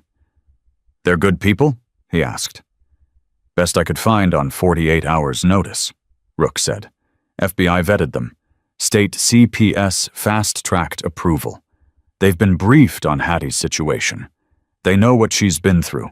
They know what she'll need." "What about the club fund?" 47 chapters responded. Total raised so far, $18,300. It'll cover therapy costs, medical expenses not covered by state insurance, school supplies, clothing, anything she needs for the next 2 years minimum. Ghost set up a dedicated account. Hammer's managing it. Full transparency, quarterly reports. Gideon nodded slowly. "And long-term?" "That depends on Hattie," Rook said. "If the Whitmores work out, if she bonds, if she wants to stay, they're open to adoption after stabilization period. If not, we keep looking until we find the right fit." He paused. She gets to choose Gideon. For the first time in 7 months, she gets to have a voice in what happens to her. Gideon signed to Hattie, who'd been watching their conversation from her hospital bed with focused intensity. "New family. Deaf family. Mom, dad, 2 kids, all sign. They want meet you. Want help. You choose. Say yes, say no. Your choice. Understand?" Hattie's hands moved slowly. "They nice?" "Very nice. They help many kids, like you. Before you." "They hurt me?" Gideon's chest tightened. "No, never. They protect. Like we protect. FBI check them. Police check them. I check them. Safe. Promise." Hattie looked at her hands for a long moment, then signed one question. "You visit?" Gideon hadn't expected that. He looked at Rook. Rook nodded slightly. "Yes," Gideon signed. "I visit. Check you okay. Bring friends. Stay in life. Not leave you alone. Never alone again." Hattie's eyes filled. She signed back. "Okay. I try." The Whitmores arrived Sunday morning. Thomas was 41, tall and lean with gentle eyes, and hands that moved with the fluid grace of someone who'd been signing since birth. Jennifer was 38, warm smile, deaf from age 3 due to meningitis, now an ASL interpreter for the county court system. They brought their 2 current foster children, Marcus, age 9, born deaf, and Lily, age 12, lost hearing at age 7 from acoustic neuroma. All 4 of them signed to Hattie from the doorway, respecting her space, letting her control the approach. "Hi, I'm Jennifer. This Thomas. This Marcus. This Lily. We family. We want you join us, if you want. No pressure. Just meet. Talk. See you comfortable." Hattie stared at them. 4 people signing. 4 people communicating in her native language. 4 people who understood what it meant to navigate a hearing world without sound. Marcus signed directly to her. I was scared too. First time. But they nice. They give good food. They have dog. Dog name is Copper. He licks faces. Lily signed next. You have your own room. You pick colors. You pick posters. Your space. Your rules. Hattie's hands moved tentatively. My room? Not basement? Jennifer's face did something complicated. She signed back carefully. Never basement. Bedroom. Second floor. Window. Sunlight. Lock on inside only. You lock. You unlock. Your safety. Your control. Hattie processed that for 10 seconds, then signed one word. Window? Big window. See trees, see birds, see outside. For the first time since Thursday night, Hattie's face did something that resembled a smile. Small, uncertain, but real. She signed to Gideon. "Okay," Gideon signed back. "Very okay. Good people. You safe with them. I visit next week.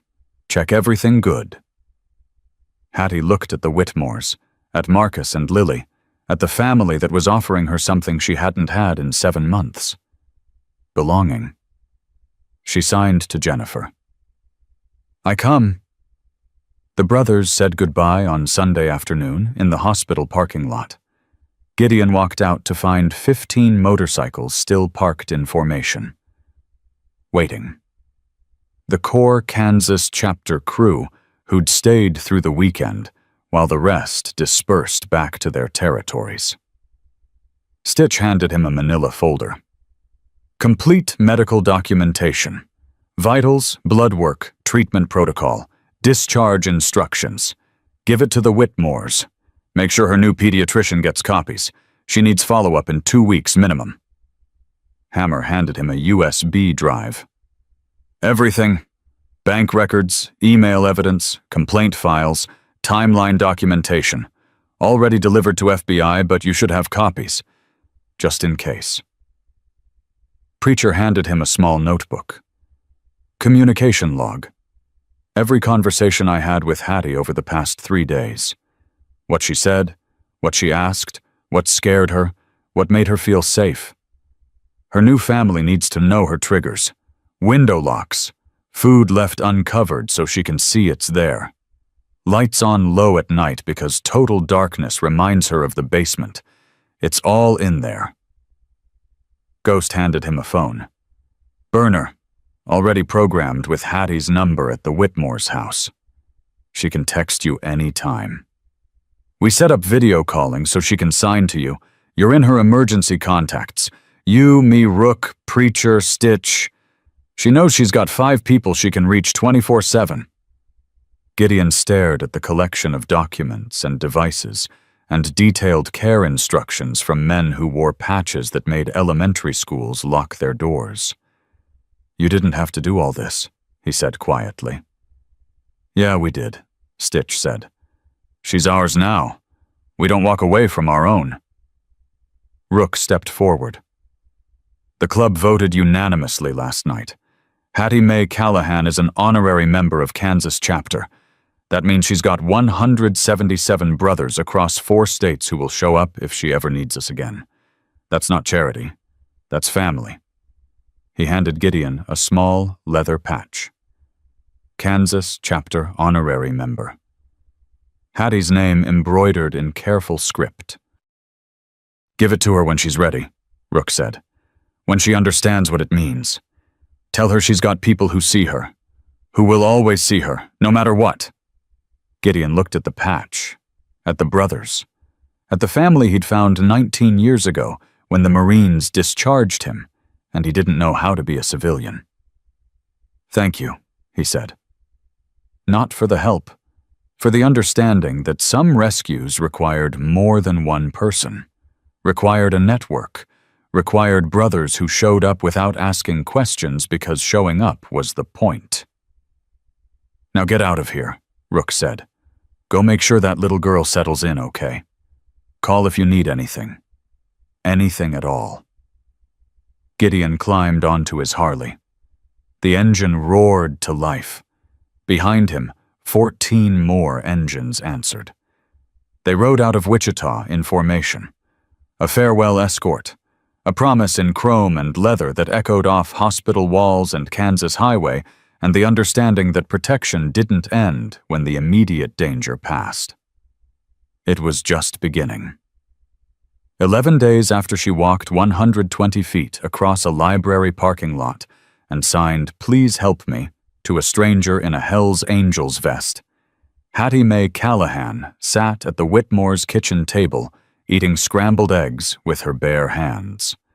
Not because she didn't know how to use a fork, because the fork had been sitting beside her plate for 6 minutes, and she still couldn't believe someone wasn't going to take it away as punishment. Jennifer watched from the doorway. Didn't intervene, didn't correct. Just let Hattie eat the way she needed to eat until her nervous system accepted that food was no longer conditional. Hattie finished the eggs, stared at the empty plate, then looked up at Jennifer with an expression that was equal parts hope and terror. She signed one word. "More?" Jennifer signed back without hesitation. "Always more. Kitchen always open. Food always available. You hungry, you eat. Anytime. Day or night. Your food. Your choice." Hattie's eyes filled. She'd asked that question 14 times in 11 days. She'd received the same answer every single time. And every single time, her brain refused to accept that it could be true. That food didn't have to be earned, that hunger wasn't punishment, that asking for more wouldn't result in less. Jennifer made another plate, set it down gently, signed "Enjoy," and walked away to give Hattie privacy to eat without being watched. Hattie picked up the fork this time, used it, took small bites, chewing slowly, still waiting for the moment when someone would walk in and tell her she'd eaten too much, been too greedy, proven she wasn't grateful enough to deserve what she'd been given. That moment never came. When she finished, she carried her plate to the sink, a behavior the Whitmores hadn't taught her, something she'd learned from survival, and turned to find Thomas standing in the kitchen doorway. He signed to her. "Good morning. Sleep okay?" Hattie had slept in a second-floor bedroom with a window that looked out over a tree full of birds, and a door that locked from the inside, and a nightlight that stayed on because she'd asked for it and no one had said no. She'd slept for 9 hours straight. The longest uninterrupted sleep she'd had in 7 months. "Good," she signed back. Thomas smiled. Signed one more thing. "Gideon visiting today. 3 o'clock. He bringing someone. Someone who want meet you. Okay?" Hattie's face lit up. She signed rapidly. "Gideon coming? Today?" "Yes, every Sunday. He promised. He keep promises." Hattie looked down at her hands, at the fingers that had formed the signs that had saved her life. For 7 months, she'd believed no one was coming, that she'd been forgotten, that her silence meant she didn't matter. Then a man with a scarred face and a prosthetic hand and a dead brother's memory had knelt on freezing pavement and signed, "I see you." And everything had changed, not healed. Healing didn't work that way, but changed. She looked back up at Thomas, signed carefully. "I lucky, yes?" Thomas's expression shifted. He knelt down, eye level with her, signed with the gentle firmness of someone correcting a dangerous misunderstanding. "No, not lucky. Brave. You ask help. 3 times. You no give up. You survive 7 months. You trust stranger when system fail you. That courage, that why you here. Not luck. You." Hattie stared at him. No adult had ever told her she was brave. "I scared," she signed. "Brave people always scared," Thomas signed back. "Brave means scared, but do anyway. You most brave person I ever meet." Something in Hattie's chest cracked open. Not breaking. Expanding. She'd spent 7 months being told she was difficult, challenging, ungrateful, a burden who required special patience and exceptional charity. No one had ever said she was brave. Thomas stood, signed one more thing as he walked away. "You belong here. Remember that. You belong." Hattie stood alone in the kitchen for a long time after he left. Then she walked to the window, looked out at the tree full of birds, at the sky that wasn't blocked by painted-over glass, at the world she'd been denied for 7 months, and was now, tentatively, being invited back into. She touched the window latch, unlocked it, opened the window 3 inches. Cold October air rushed in, smelled like dead leaves and someone's fireplace and freedom. She stood there breathing it in until her fingers went numb from the cold. Then she closed the window, locked it from the inside because she could, because the locks worked for her now, not against her. Because for the first time since April, she had control over something as simple as fresh air.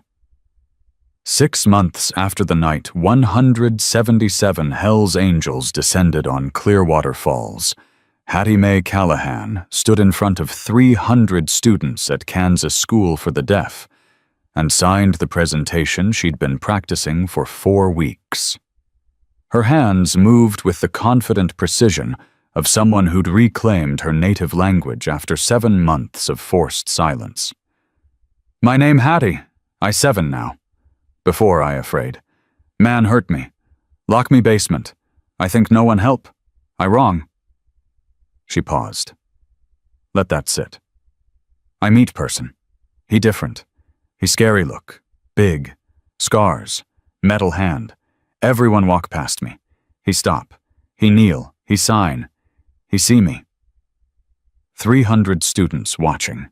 300 sets of eyes locked on the tiny girl with the massive story. "He Hell's Angel. You know what that? Motorcycle club. People think they dangerous. I think that too. But he most safe person I ever meet. Because he speak my language. Because he brother was deaf. Because he remember what invisible feel like." Her hands moved faster now. "I want teach you something. Important. Life important. Ready?" 300 students leaned forward. Hattie demonstrated the signal she'd learned from a YouTube video 3 weeks before Gideon found her. The signal that had saved her life. This help signal. Thumb tuck palm. 4 fingers fold over. Hold 3 seconds. Silent, but powerful. This how you tell person, I need help. When no can speak. When no can sign. When scared. When danger. She showed them again. Slowly. "I make this signal 3 times. 3 different people. They no understand. They walk past. But 4th time, right person see. Right person stop." She paused. "You never know who right person is. But you keep trying. You keep asking. You keep believing someone will see. That what save me. Not luck, not accident. Courage. My courage. And his attention." Her hands stilled. "System fail me. Teachers, doctors, police, everyone I should trust. They fail. But one person no fail. One person who everyone fear. He no fail. That lesson. System not same as people. Bad system can have good people. Good system can have bad people. You trust people. Not labels." 300 students sat in complete silence. The kind of silence that only happens when truth lands like a stone in still water. Hattie's hands moved one more time. "You worth saving. Remember that. You worth fighting for. You worth someone stop their life to help. If someone hurt you, if someone scare you, if someone make you feel invisible, you make that signal. You keep making it until someone see. Promise me. Promise." 300 hands came up. 300 students signed back. "Promise." Hattie nodded, stepped back from the podium. The applause was silent, hands waving in the air, the deaf community's version of thunderous approval. She'd stopped counting the days since she left Vance's basement 3 months ago. She'd started counting different days now. Days since her first full night of sleep in her own bedroom. Days since she'd gained back the 15 pounds she'd lost. Days since Thomas and Jennifer asked if she wanted to stay permanently, and she'd signed yes so fast her hands blurred. Days since she'd become Hattie Whitmore. Adopted. legal, permanent. In the audience, Gideon Mercer stood against the back wall with his arms crossed and his throat tight. He'd watched Hattie transform from a 31-pound ghost wrapped in his jacket to a confident 7-year-old teaching 300 students about survival and courage and the difference between system and people. After the assembly, she found him in the hallway. Signed to him. "I good?" "You perfect," Gideon signed back. "You crying?" "No." He wiped his eyes with his prosthetic hand, the gesture awkward but functional. "Just remembering." "Danny?" "Danny. And you. And everyone who needed someone to stop." Hattie looked at him for a long moment, then signed something she'd been practicing with her therapist for 2 weeks. "Danny would proud of you, what you did, what you keep doing. He see you too, I think, from where he is." Gideon's composure cracked. He nodded. Couldn't sign back for 10 seconds. When he finally could, he signed 3 words. "Thank you, Hattie. Not for the kind words, for existing, for surviving. For being proof that Danny's legacy of teaching him to see what others missed hadn't died with Danny. It had just been waiting 33 years for the right moment.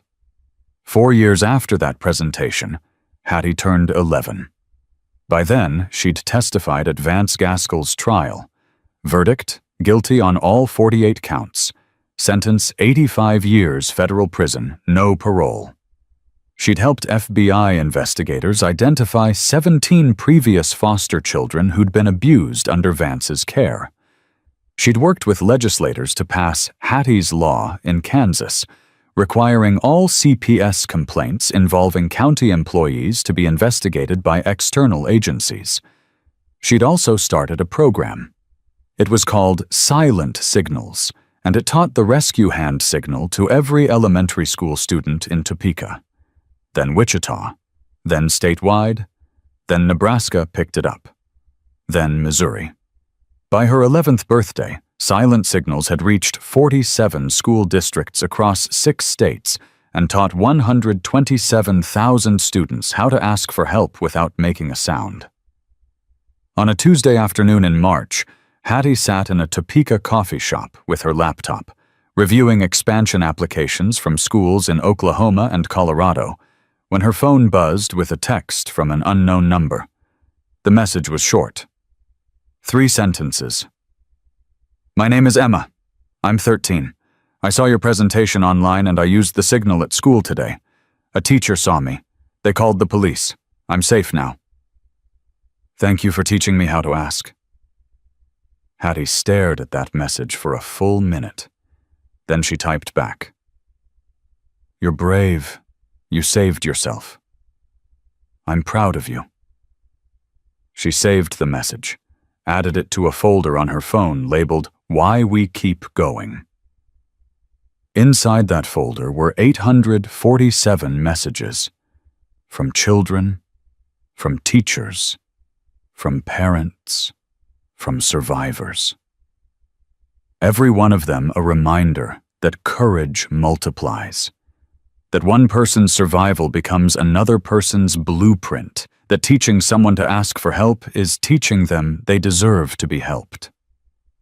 She closed the laptop, looked out the window at the Topeka skyline. Somewhere in this city, a 13-year-old named Emma was experiencing her first safe night in however long she'd been suffering. Somewhere else, another child was learning the signal. Another teacher was paying attention. Another person was choosing to see instead of walk past.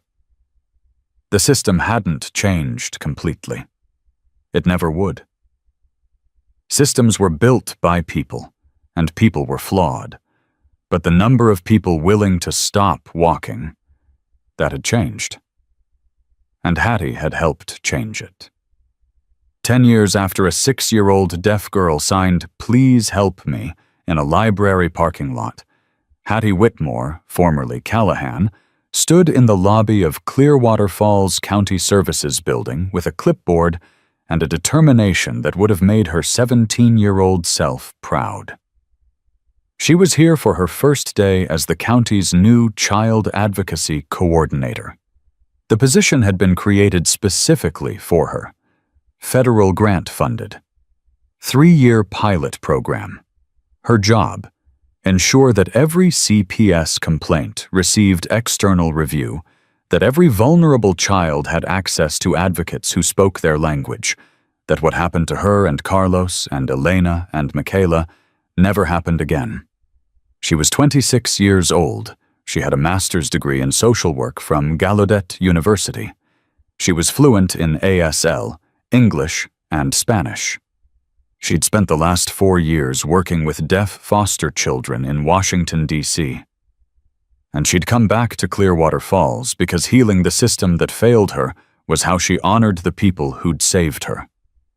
On her first day, at 9:47 a.m., a school counselor walked into her office with a file. "New placement," the counselor said. Signed as she spoke. Standard protocol now. Hattie had made sure of it. 5-year-old boy, nonverbal, removed from home 3 days ago. Emergency foster care. He's not talking to anyone. Won't make eye contact. Won't eat. Just sits. I thought maybe you... Hattie took the file. Read the details. Saw the familiar pattern.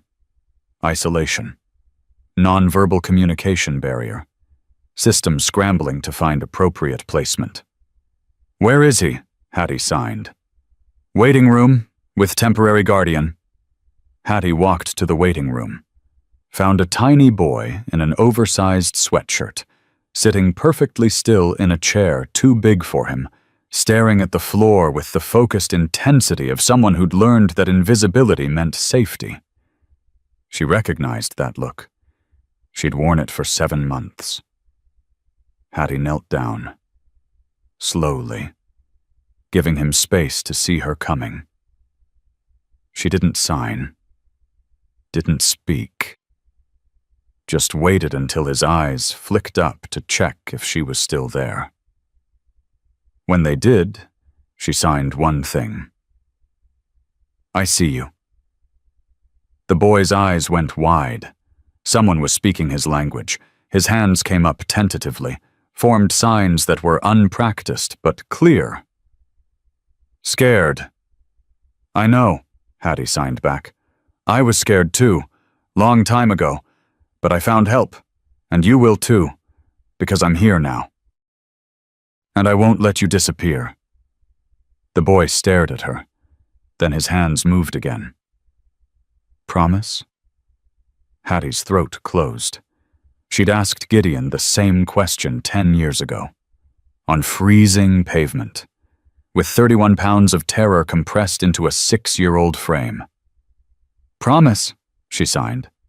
She meant it the same way Gideon had meant it. With everything. The boy didn't smile, didn't relax. But something shifted in his posture, the rigid hypervigilance softening by one barely perceptible degree. Someone had seen him. That was enough for now. Hattie stood. Signed to the temporary guardian. "I'll take his case personally. I need his full history, previous placements, medical records, school reports. I'll have placement recommendations by end of week. In the meantime, he needs access to ASL interpreter, deaf community connections, and trauma-informed care. I have contacts. I'll coordinate." The guardian nodded. Relieved. Grateful. "Thank you. We didn't know what to do. He won't talk to anyone." "He doesn't need to talk," Hattie said. "He needs someone who speaks his language. He's got that now." She looked back at the boy. Signed one more thing. "You're not alone anymore." 10 years ago, those words had been given to her by a stranger in a Hell's Angels vest. Now she was passing them forward. To another invisible child. In the same system that had failed her. But this time, the system had something it didn't have before. It had Hattie. Gideon Mercer kept a folder on his phone labeled Danny's Legacy. Inside were 10 years of memories compressed into digital evidence that grief could teach instead of destroy. A photo. Hattie, at age 7, presenting to Kansas School for the Deaf, hands forming the rescue signal. A news clipping. Hattie's law passes Kansas legislature unanimously. A text from Hattie, sent on her 18th birthday. You saved my life. Now I'm going to save others. Thank you for seeing me when no one else would. A video. Hattie's college graduation from Gallaudet, signing her valedictorian speech about the difference between systems and people. A photo. Hattie on her first day as Child Advocacy Coordinator, standing in front of Clearwater Falls County Services Building, smiling at the camera with confidence that would have been unimaginable at age 6. And one message, received yesterday, that had made him pull over on the highway because his vision blurred too badly to drive. Gideon. Just placed a 5-year-old nonverbal boy in a deaf foster home. Good family, ASL fluent, trauma-informed. He's going to be okay. I kept the promise, the one you made to me. I'm passing it forward. Thank you for teaching me that being seen is everything. Hattie Gideon. Sat on his porch on a Sunday morning in April, scrolling through the folder, drinking coffee that had gone cold.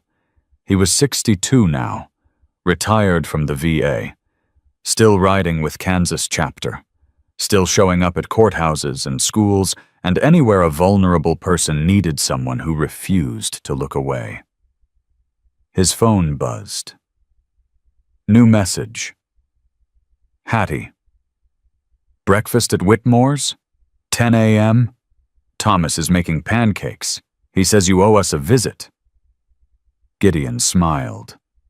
Typed back. On my way. He walked to his bike. The name Caleb tattooed on his left wrist caught the sunlight. Danny.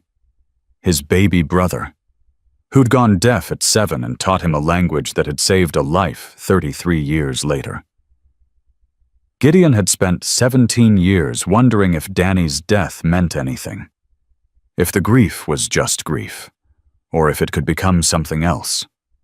He'd gotten his answer on a Thursday evening in October when a 31-pound child trusted the scariest-looking person in a parking lot because that person spoke her language. Danny's legacy wasn't the grief Gideon carried. It was the attention he'd learned to pay.